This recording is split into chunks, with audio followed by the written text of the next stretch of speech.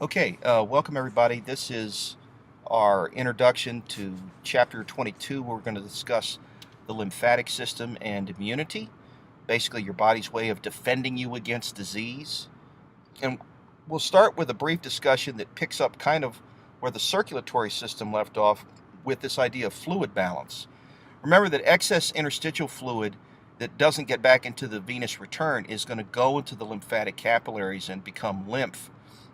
30 liters comes from the capillaries into the interstitial fluid, 27 liters return, 3 liters of it is going to end up in the lymph. And what happens in the lymph is that it's going to be screened for the presence of pathogens and cancer cells. Fat absorption is another function of the lymphatic system. There are special structures that are embedded in the wall of the gastrointestinal system called lacteals, whose job it is to absorb fats and substances from the digestive tract, and this fluid is called chyme. And it's also important, obviously, in defense. Microorganisms and other foreign substances are filtered from the lymph by lymph nodes and from the blood by the spleen. Essentially, the lymph nodes are collections of macrophages and lymphocytes that work as a team. The macrophages engulfing pathogens, chopping them into little bits and presenting them on the surface as a warning to the lymphocytes that there is a pathogen in the body. And then what will happen is that based on their ability to recognize and bind to that antigen, the lymphocytes will attach and will be essentially stimulated to divide. The result is that you'll generate an army specifically designed to attack that particular pathogen. Okay, now if we look at the anatomy of the lymphatic system, we see it's a series of vessels and nodules that are called lymph nodes that are scattered throughout the body that drain large regions of the body of the interstitial fluid in an effort to try and screen for cancer cells and the presence of pathogens. The components include the lymph vessels and tissues, the nodules, the lymph nodes and tonsils, and the spleen and the thymus. And you can see in the diagram to the left where these different anatomical components are located. Okay? Remember that the job here is to check the fluid that is between the cells for the presence of anything that could potentially cause disease. In addition to that, of course, its role in transporting lipids throughout the body is of critical importance as well. So what is lymph? Lymph is water plus solutes from two different sources. Plasma contains ions, nutrients, gases, and some proteins, and then the fluid that comes from between the cells contains hormones, enzymes, and waste products. We return this material to the circulatory system through the veins, and this is essential for our fluid balance. And we'll find out that the areas where the lymphatic system hooks back up with the venous return is near the right and left subclavian veins. So lymphatic vessels carry lymph away from tissues. The capillaries are more permeable than blood capillaries. The epithelium is a series of one-way valves that's tethered to the surrounding tissue, and as long as the pressure is greater in the interstitial fluid than it is in the lymphatic capillary, then fluid will flow in. They're found in all parts of the body except the nervous system, the bone marrow, and tissues that don't have blood vessels, primary examples being cartilage, cornea, and epidermis. So it's kind of a very permissive system. It lets a lot of fluid in, a lot of formed elements, and we want those components to get into the lymphatic capillaries because we eventually want to escort them to the lymph nodes. When the pressure inside the lymphatic capillaries is greater than the pressure of the fluid surrounding the capillaries, then those valves will shut and fluid won't enter. Lymphatic capillaries will eventually coalesce to form lymphatic vessels, which have valves that ensure unidirectional flow the same way that the venous return does.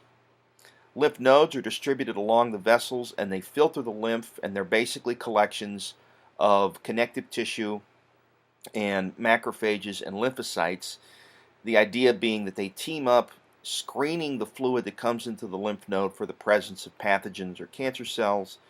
And when they find one, what will happen is that the macrophages will present antigens from the intercepted pathogens to the lymphocytes, and then the lymphocytes will generate an army that will then go out and knock down the pathogen. Lymphatic trunks are located in the jugular, the subclavian, the bronchomediastinal, the intestinal, and lumbar regions. And the lymphatic ducts drain the tissues of the body and move lymph into the major veins. The right lymphatic duct drains the right side of the head and the right upper limb and right thorax, and the thoracic duct drains the remainder of the body. And we can see the location of these ducts here. Okay. Again, notice that we rejoin the circulation near the right and left subclavian veins. Okay, so you can see here the right subclavian trunk joining up with the right subclavian vein, and you can see the left subclavian trunk joining up with the left subclavian vein. Okay, and then of course it's going to dump into the superior vena cava, and that returns the fluid to the venous return. All right. How does the lymph move around the body? Essentially by skeletal muscle contraction. When you yawn, you stand, you sit, you stretch, skeletal muscle squeezes the lymph through the one-way valves and eventually forces the lymph through the nodes and eventually back through the areas where the lymphatic system rejoins the subclavians. Lymphatic organs contain lymphatic tissue, and these are primarily lymphocytes, macrophages, and dendritic cells. Lymphocytes are white blood cells that come from bone marrow but mature and reside elsewhere. Essentially, what happens with lymphocytes is that they're generated in the hematopoietic tissue. The T lymphocytes mature in the thymus and then move out to the lymphatic organs, after which the thymus begins to involute and essentially atrophy. And of course, the B lymphocytes are named for their origin in the bone marrow, and these are the antibody producers.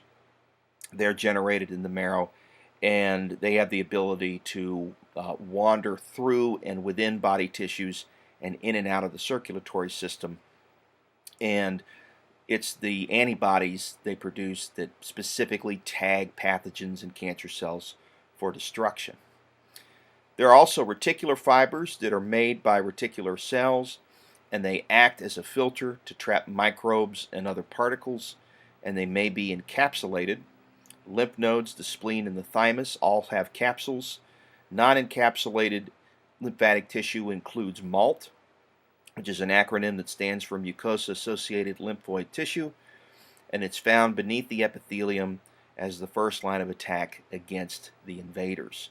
You have to understand that we don't live in a sterile world, and the food you eat and the water you drink has pathogens in it, and those pathogens can penetrate the GI, and the MALT is there to intercept any pathogens that make their way through the epithelial tissue and into the connective tissue region.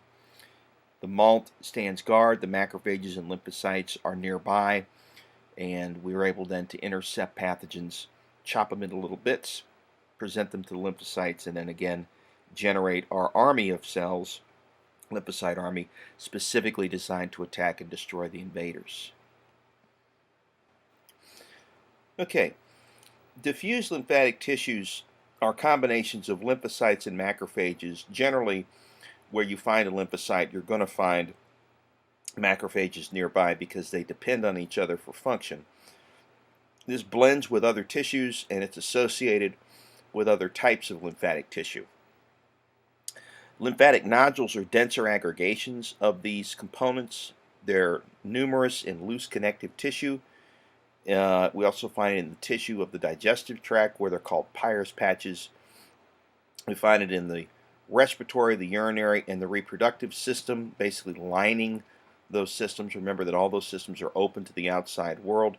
And so what you see here is a strategic deployment of these defense mechanisms in areas where they're most likely to encounter pathogens. So any opening, any port of entry that could potentially let a pathogen in, you're going to see lymphatic tissue stationed nearby. As an example, the tonsils at the back of your throat, the lymphatic tissue along your GI, and so forth. They're referred to as lymphatic follicles when they're found in lymph nodes and in the spleen. So let's talk a little bit about your tonsils. These are large groups of lymphatic nodules in the nasopharynx, which again is the open area behind the nasal cavity, a common area again shared by air, food, and water, and the oral cavity.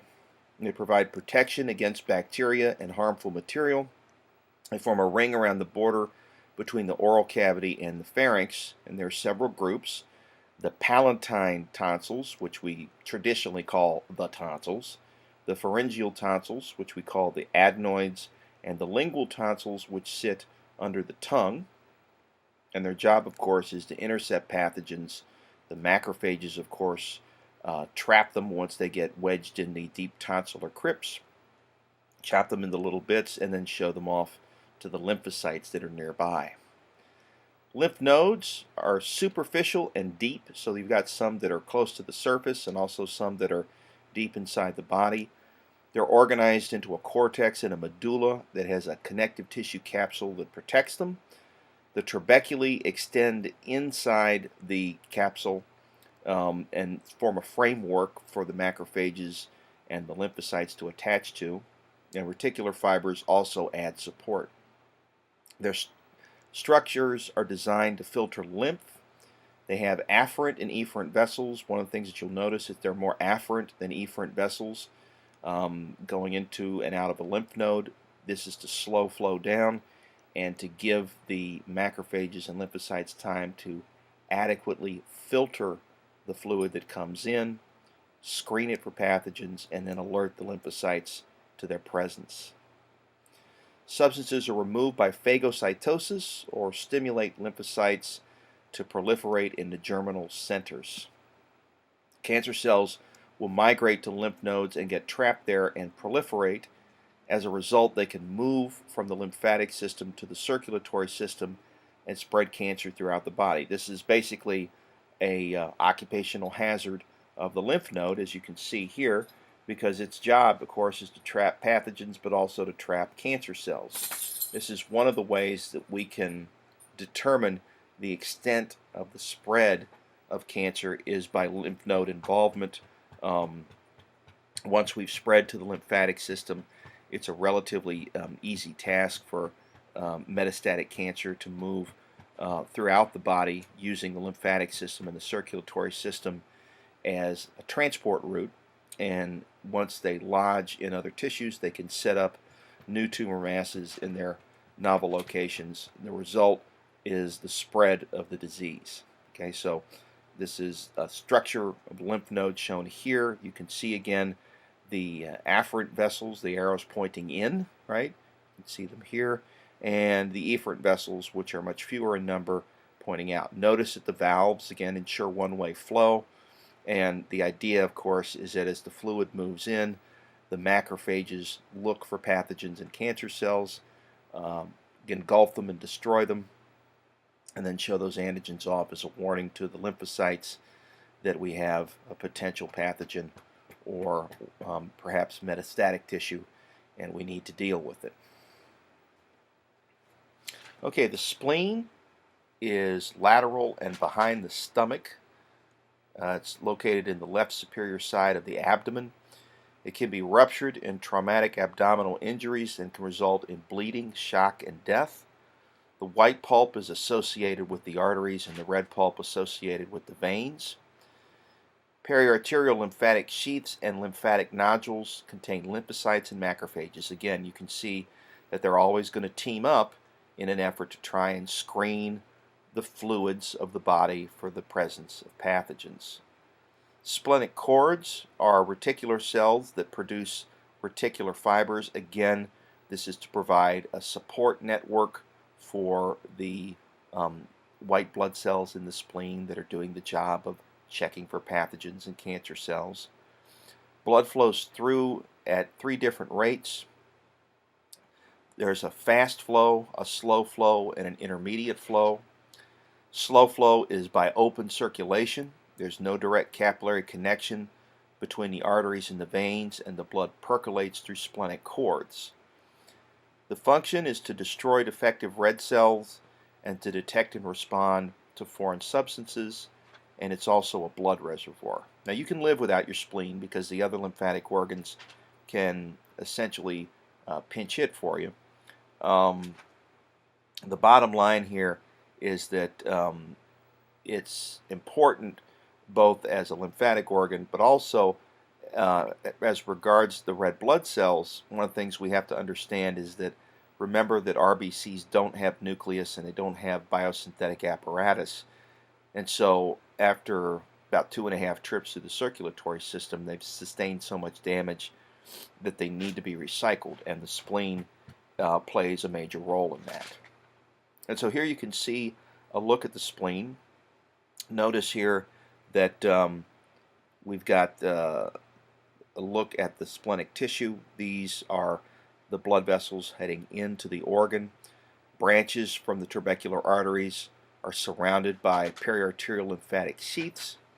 An arteriole enters a lymphatic nodule and then divides, and then capillaries are directly connected to the venous sinuses. You can see the venous sinuses here.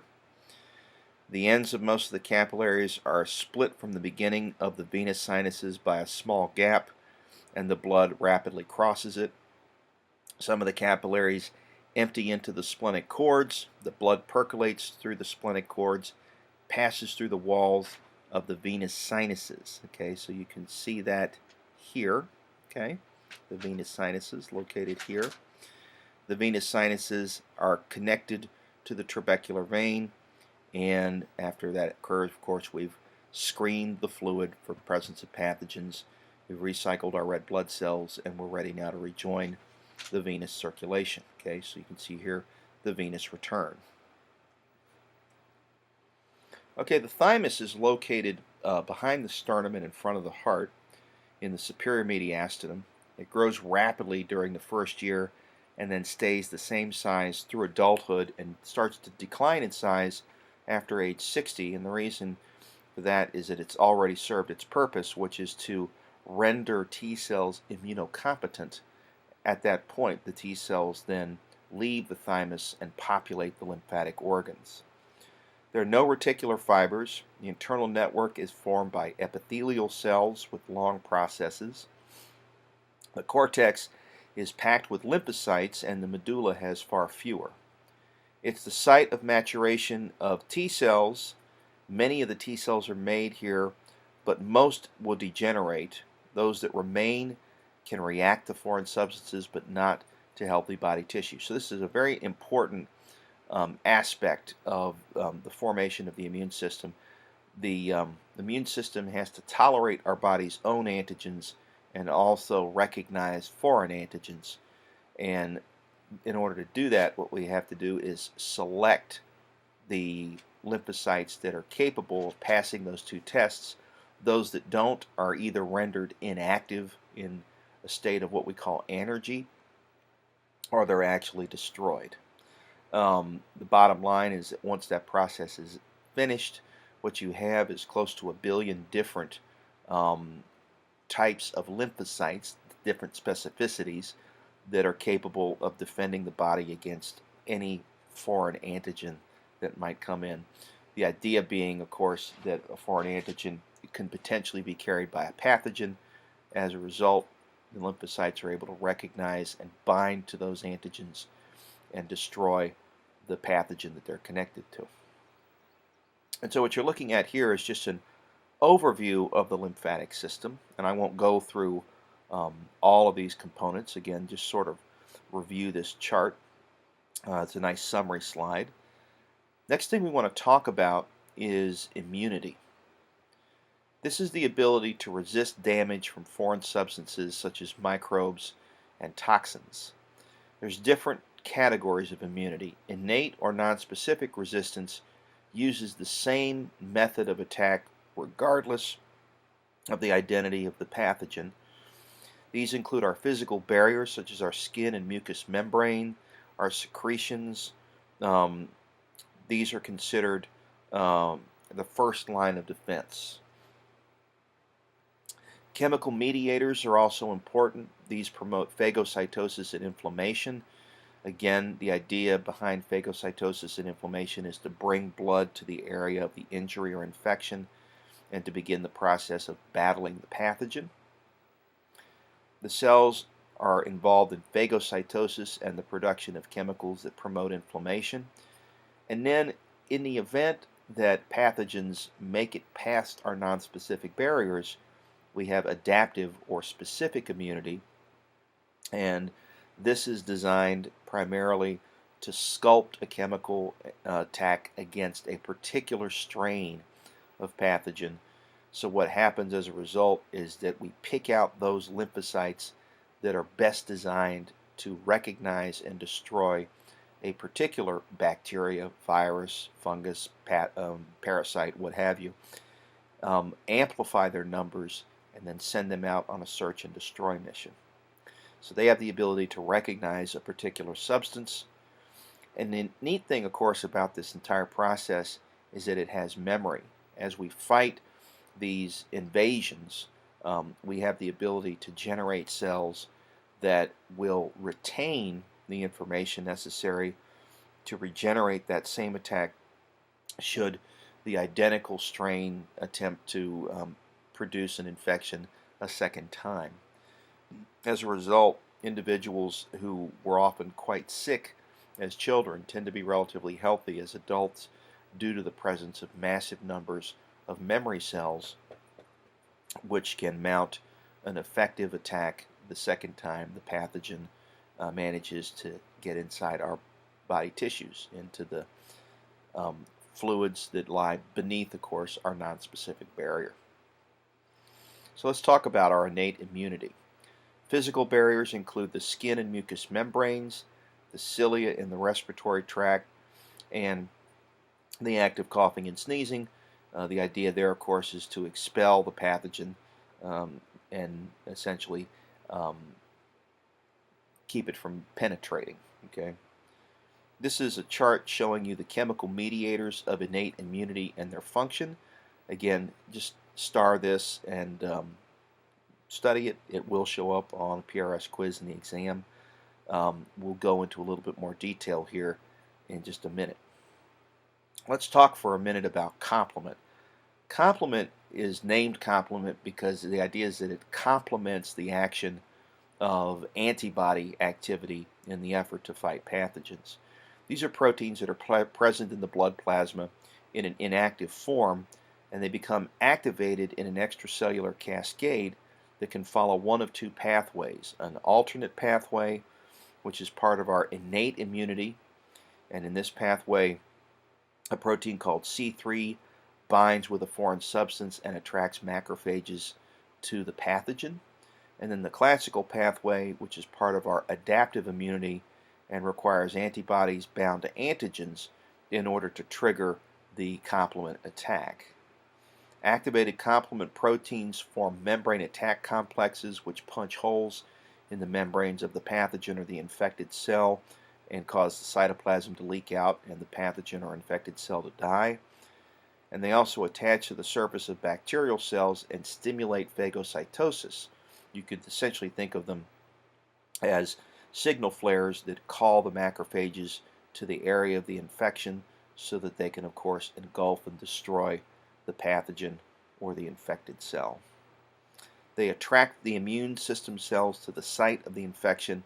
They also promote inflammation, and remember that inflammation is critical due to the fact that in order to effectively fight the pathogen, you have to bring blood to the area. And of course, the hallmarks of inflammation include erythema, which is redness in the area of the injury or infection, edema, which is a collection of fluid, and pain, and also an increase in temperature. And all these are designed, again, to promote an effective defense against the pathogen as it tries to gain access to the deeper tissues of the body. Essentially, you can figure out why each of these characteristics of inflammation are signify this effort to bring blood to the area, right? The redness is essentially the perfusion of the area of the injury or the infection with blood. The edema is due to the blood coming to the area and bringing with it fluid. The increase in temperature is to create a situation that retards the ability of the pathogen to replicate while allowing our immune cells to divide and form an army that can knock the pathogen out. And of course, the pain is there as an indication that you shouldn't use the area of the body that's attempting to heal. So here's a look at how complement activation operates.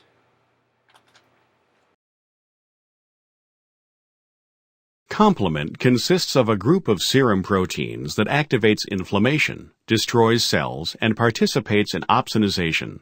Complement can be activated by a number of different foreign molecules. The complement proteins respond in a sequential manner, producing a cascade of reactions. The major components are C1 through C9, named in the order that they were discovered, not in the order in which they function. The complement cascade can be activated by the classical pathway or by the alternative pathway. In the classical pathway, C1 becomes activated when it binds to an antigen-antibody complex. The activated C1 then cleaves C2 into C2A and C2B, and C4 into C4A and C4B. C2B and C4B combine to form a protease called C3 convertase. C3 convertase then cleaves C3 into C3A and C3B. In the alternative pathway, antigens such as endotoxin, polysaccharides, or cell wall components react with C3b. Small amounts of C3A and C3b are constantly being formed from C3, but without activation they are soon destroyed. C3b reacts with the proteins factor B, factor D, and properdin to form a complex called C3 convertase, which cleaves C3 into C3A and C3b. Both of these pathways of complement activation follow the same sequence after cleavage of C3. C3A is involved in stimulating inflammation.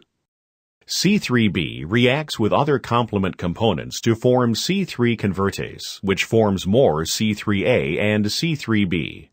C3b also attaches to the surfaces of microorganisms. Phagocytes have a binding site for C3b. Therefore, microorganisms with C3b bound to their surfaces are more susceptible to phagocytosis. Coating of bacteria to make them more susceptible to phagocytosis is called opsonization.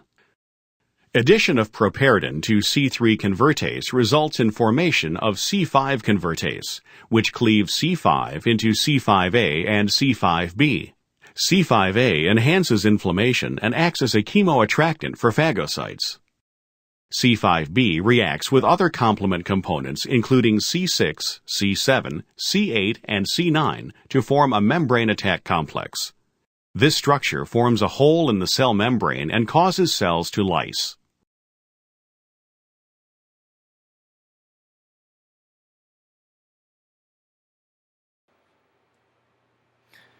Okay, interferons prevent viral replication.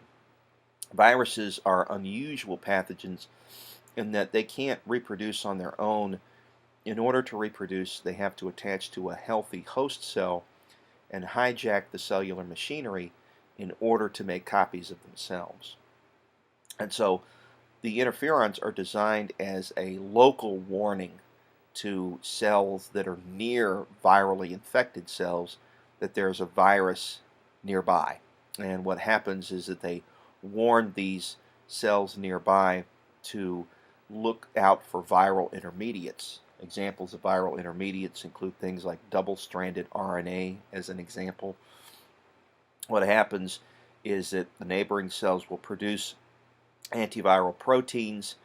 This will act as a paracrine signal, and this will limit the spread of the virus.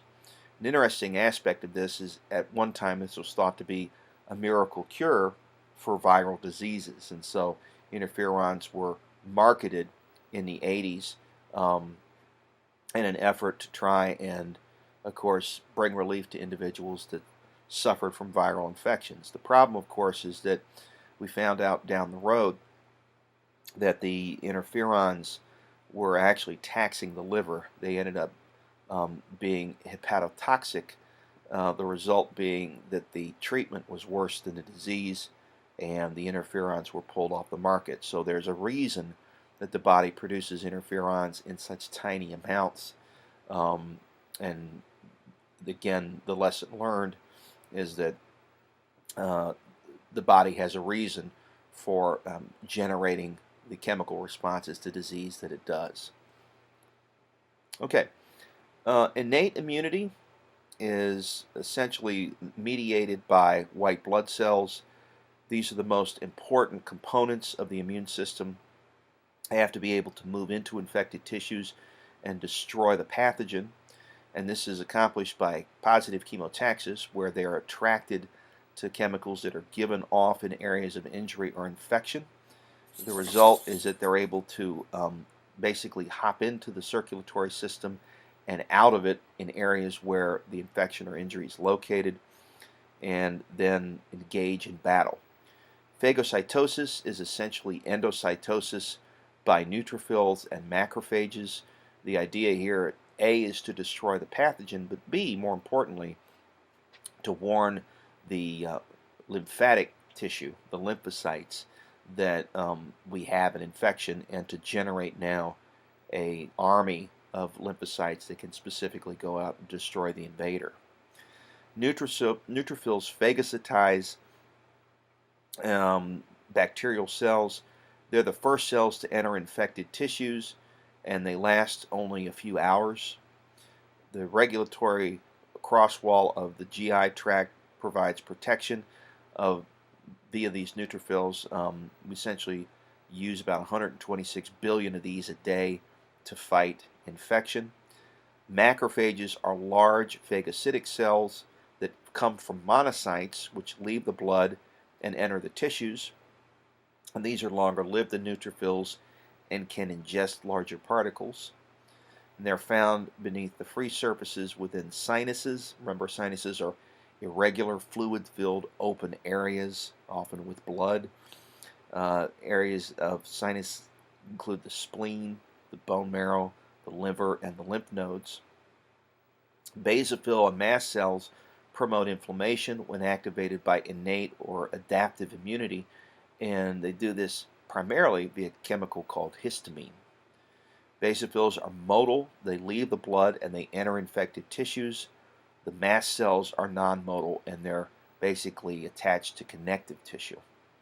And again, the purpose of inflammation is to bring blood to the area. With the blood comes the white blood cells, and with the white blood cells comes the effective attack.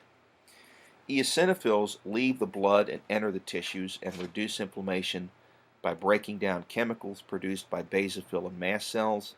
They also secrete enzymes that kill parasites. They're also critical in allergic responses. Natural killer cells are a type of lymphocyte that lyse tumor and virus infected cells. They recognize whole classes of cells as opposed to a specific type of cell. Okay, so this is our innate immunity. This attack is identical regardless of the identity of the pathogen. Okay, so this is our first line of defense, one of our first lines of defense. The inflammatory response is essentially a way to try and get fluid to the area, blood being the main fluid we want to bring to the area. And the idea with the inflammatory response is that we want to bring with the blood the white blood cells. The white blood cells are capable, of course, of fighting the infection in the area of the injury. So, inflammatory response happens in tissue injury regardless of the type, and the response is initiated by chemical mediators that promote vasodilation, positive chemotaxis, again to bring white blood cells to the area of the injury or infection, and increased vascular permeability, the idea, of course, is that we want the white blood cells to be able to move out of the circulatory system and into the area of the injury or infection. This also allows fibrinogen and complement to enter tissue. The fibrinogen becomes fibrin, walling off the infected area and essentially creating an arena in which the white blood cells and the pathogen engage in battle. There's different types of inflammation. Local inflammation is confined to a specific area of the body. We see redness, heat, swelling, pain, and loss of function. Again, we want to be clinically correct here when we refer to these phenomena. So let's use the proper terms here. Redness is clinically defined as erythema. Okay, and edema is an indication of swelling, and of course the pain is designed to keep you from using the affected area, and loss of function, again, to protect the area so that it has time to heal. Okay, so redness, erythema,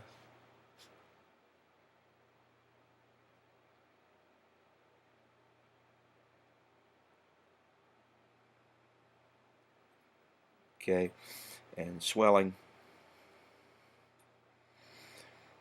edema,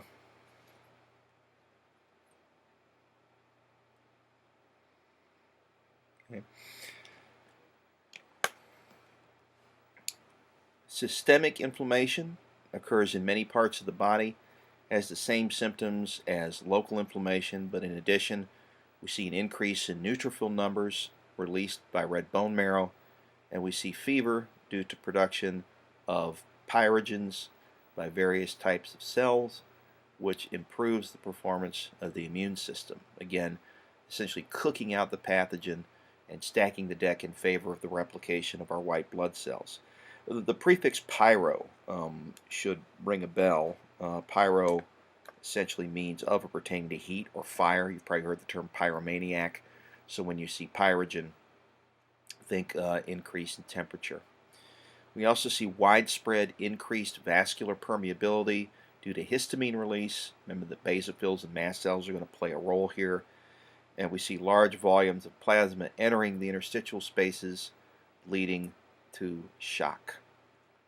So here is a look at the inflammatory response, and that will conclude today's podcast. So take a listen, and I'll see everybody in class. The inflammatory response is an important nonspecific defense against tissue damage. It begins when injured tissue cells release chemical signals that activate the endothelial cells of nearby capillaries. Within the capillaries, adhesion molecules called selectins are displayed on the activated endothelial cells. These adhesion molecules attract neutrophils, slow them down, and cause the neutrophils to roll along the endothelium. As the neutrophils roll along the endothelium, they encounter chemicals that activate integrins, which are adhesion receptors on their surfaces. These integrins then tightly attach to adhesion receptor molecules on the endothelial cells. This causes the neutrophils to stick to the endothelium and stop rolling. This accumulation of neutrophils along the walls of the capillary is referred to as margination. The inflammatory mediators released by the injured tissue bring about changes in the environment that cause mast cells to degranulate and release histamine. Histamine causes vasodilation and an opening of the junctions between the endothelial cells, allowing fluid and leukocytes to leave the capillary and enter the infected tissue. The neutrophils now undergo dramatic changes in shape and squeeze through the endothelial wall into the interstitial tissue fluid. This process is called extravasation. The neutrophils, followed by other types of phagocytes, are attracted to the damaged site by chemotactic substances released by bacteria and tissue breakdown products. They ingest and destroy invading bacteria.